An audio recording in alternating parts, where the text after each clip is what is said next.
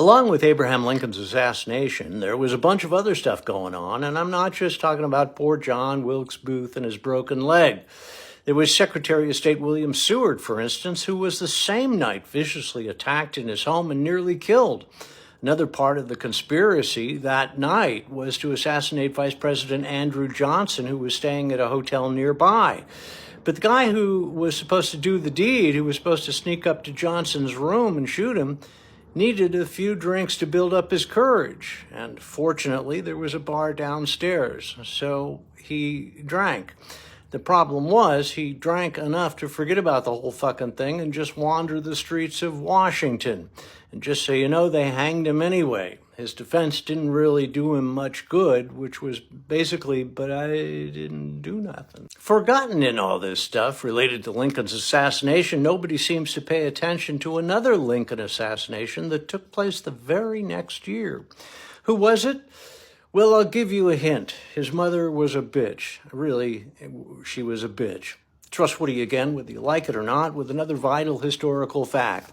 I'm talking about a member of the Lincoln family named Fido. Yes, Fido was a dog for the geniuses like my cousin Carl, who's still trying to figure it out. Fido Lincoln was born in 1851 and stayed with the Lincolns until his father went to the White House in 1861.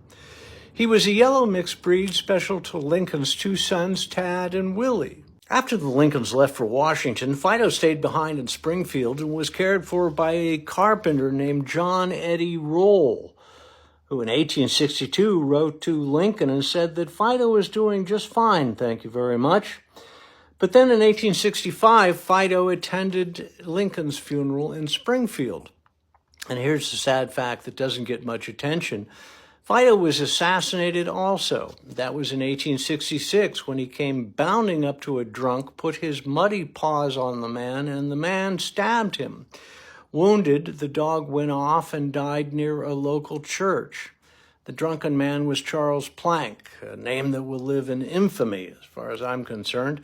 I mean, really, this was a dog without any loyalty to the North or the South, a dog without any political bias whatsoever. A dog whose only sin was muddy paws.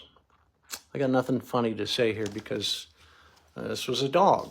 Nothing's funny about the assassination of a dog. Am I right?